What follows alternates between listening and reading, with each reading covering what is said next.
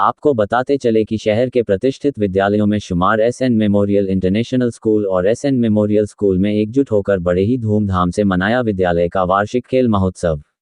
इस खेल महोत्सव का आगाज जुम्बा डांस से किया गया, जो दर्शकों का सबसे पसंदीदा डांस रहा क्योंकि इसमें भाग लेने वाले सभी छोटे बच्चे थे। तत्पश्चात सारे खेलों का आगाज मार्च पास्ट से किया गया, जिसमें विद्यालय में बनाया चारों हाउस ने अपना अपना जौहर बिखेरा। विद्यालय के प्राचार्य राजीव कुमार सिंह ने अपना अभिवादन भाषण से सबका अभिवादन किया और विद्यालय के प्राचार्य निर्देशक महोदय श्री जन्मेजय सिंह, निर्देशिका श्रीमती स्मिता सिंह ने अंगवस्त्र से सबका अभिवादन किया। दोनों विद्यालय के बच्चे के लिए आयोजित kabaddi, kho kho, volleyball, badminton, long jump, high jump और भी अन्य खेलों का आयोजन बहुत ही सुदृढ़ तरीके से किया गया। इस मौके पर शहर की मेयर श्रीमती इंदु देवी, एसडीओ श्री ज्योतिनाथ सहदेव, बड़हरा क्षेत्र की पूर्व विधायक श्रीमती आशा देवी, कुंवर सिंह कॉलेज के chairman Shri Surendra Singh, traffic police के एसएचओ श्री प्रदीप कुमार सरकार, शहर के जाने माने ortho surgeon doctor Kumar Jitendra, Jharkhand के पूर्व डीएसपी श्री के राय, विद्यालय के निर्देशक श्री जन्मेजय सिंह, निर्देशिका श्रीमती स्मिता सिंह, पकड़ी पंचायत के मुखिया श्री अनिल सिंह, सरैया पंचायत के पूर्व मुखिया श्री दुर्गेश चौरसिया, भाजपा युवा मोर्चा के पूर्व अध्यक्ष प्रकाश सिंह, पूर्व डिप्टी मेयर श्रीमती मालती देवी मौजूद रहे। इसी मौके पर एसडीओ साहब ने खेल और उसके महत्व के बारे में बच्चों को संबोधित भी किया और बच्चों के उज्जवल भविष्य की कामना किया।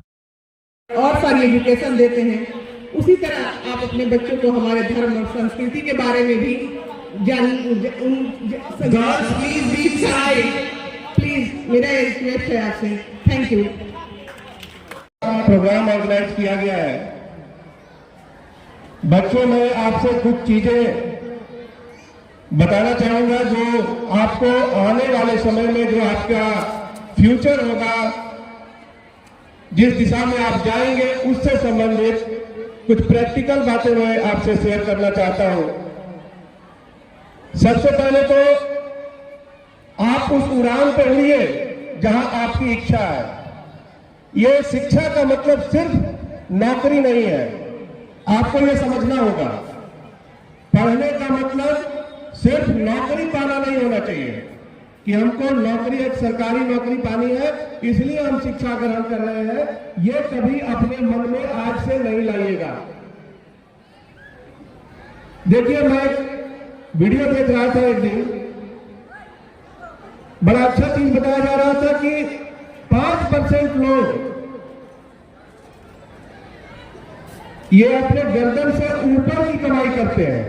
मतलब यहां से जो हम लोगों का ब्रेन है, ये ब्रेन से सिर्फ 5% लोग कमाई करते हैं और 95% शारीरिक मेहनत करके करते हैं। तो आपको पहले उस कैटेगरी में आना है, ये 5% वाले को बढ़ाना है। आप चाहे किसी क्षेत्र में रहे, जरूरी नहीं है नौकरी, आप खेती ही क्यों नहीं करें। यदि आप पढ़े लिखे होंगे, वैज्ञानिक तरीके से करेंगे, तो निश्चित रूप से आप अन्य किसानों से बेहतर बनेंगे। निश्चित रूप से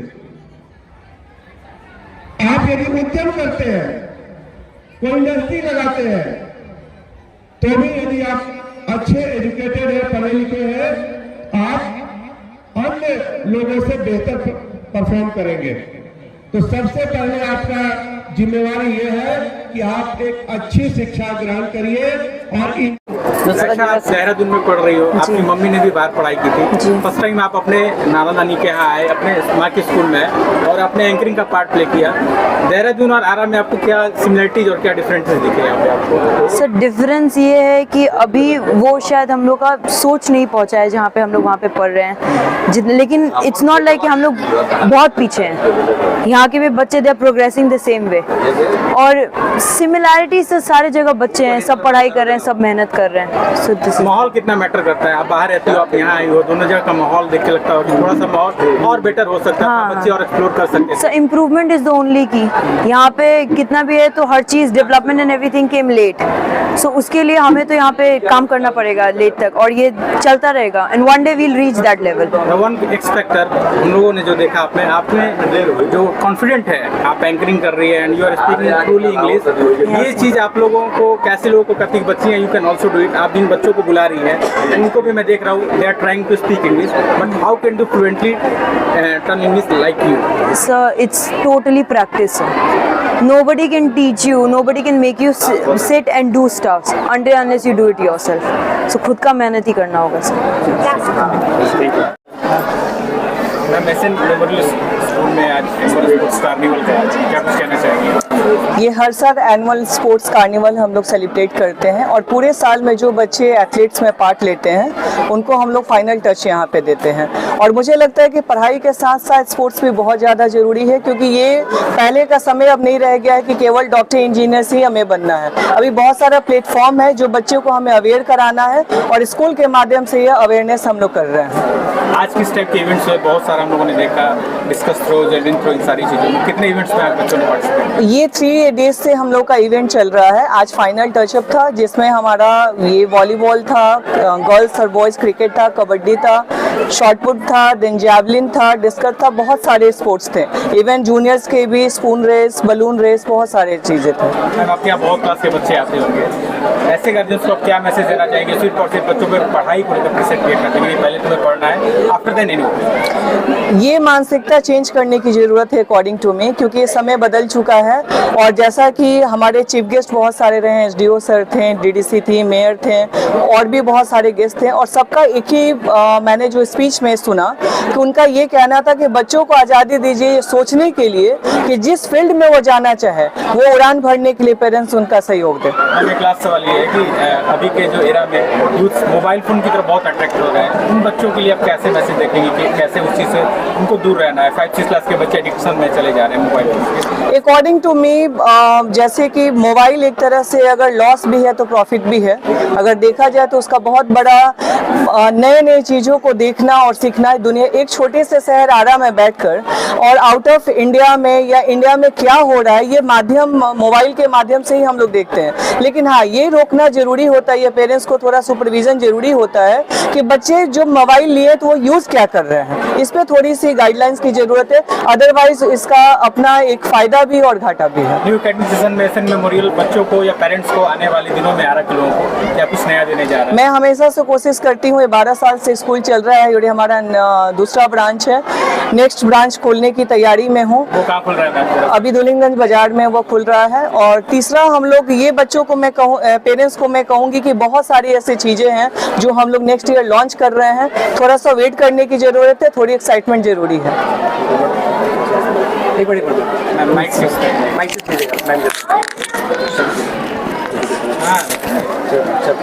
मैडम आप पॉलिटिक्स में थी, बेटी आज इस मुकाम पे है कि 2 जगह स्कूल रन कर रही है, तीसरे स्कूल की तैयारी है, क्या कुछ कहना चाहेंगी स्मिता जी के बारे में? तो पॉलिटिक्स में बाद में नहीं आए हैं. अपने बच्चे को संस्कार दिए, पढ़ाई किए, देहरादून बेलम गर्ल्स से पढ़ाए. उसके बाद जो भी बेटे मेरा मेहनत का मेरे बेटी ने आज मेरा मुझे आपके बॉल में 3rd जनरेशन भी दिख रहा है. हाँ जी जी. तो यही हमने बच्चे से संस्कार दिए थे जो आज देखने को मिला. पॉलिटिक्स तो बाद में है और समाज सेवा भी है और आने वाला समाज जनरेशन इसमें एजुकेशन में ही वर्क करेगा.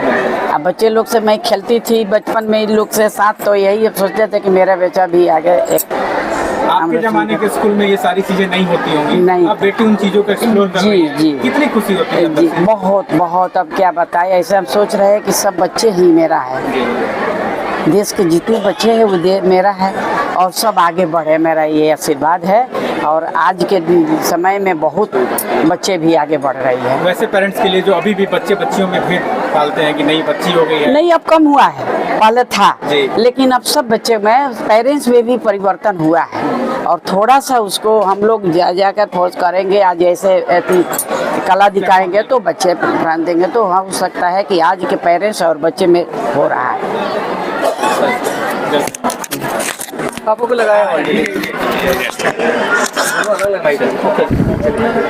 सर आज बहुत ही प्राउड फील हो रहा था आपको कि जिस तरीके से इतना बड़ा मेगा इवेंट हुआ और आपकी बेटी ये कर रही है, क्या कुछ कहना चाहेंगे पेरेंट्स के लिए? बहुत खुशी हो रही है और अस्मिता तो शुरू से बहुत मेहनती लड़की है.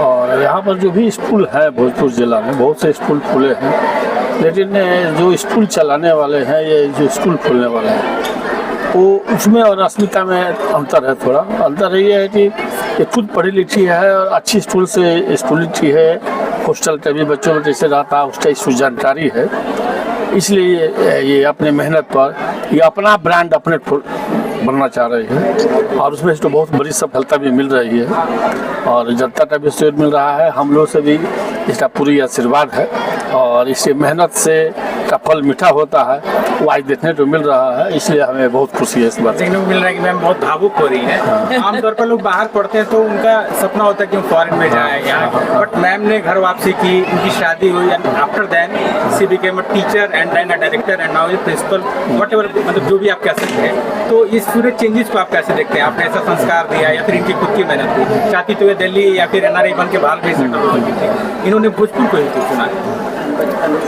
हमें इस धरती से जो मिट्टी से हमें प्रेम है और हम अस्मिता को बताया कि यदि जो कुछ आगे बढ़ना है तो हम लोग चूँकि हेठार एरिया के रहने वाले थे, आप बहुत पिछड़े थे, तो हम इसको बोले कि आप इसी पर यहीं पर मेहनत करो और अपने यहाँ के अपने क्षेत्र के अपने जिला के बच्चों को आगे बढ़ाओ और उसका अति करो, उसका इसको सफलता मिल रहा है, बहुत खुशी मिली। और हम इसको बराबर बोलते हैं कि पढ़ाई लिखाई खेल कूद के साथ साथ बच्चों में नेशनलिटी की भावना को जगाना बहुत जरूरी है। सर, आपका परिवार ऑलरेडी एक कॉलेज रन कर रहा है कि आने वाले दिनों में SN मेमोरियल कॉलेज के स्कूल से की जगह हम कॉलेज का भी एक लोगो देख सकते हैं? हाँ, एकदम पूरी तैयारी हो रही है और जैसे जैसे बढ़ते जा रहे हैं उस हिसाब से हम लोग मैनेजमेंट स्कूल भी खोलने जा रहे हैं और आर्जुवेदी कॉलेज भी खोलने का प्लान है।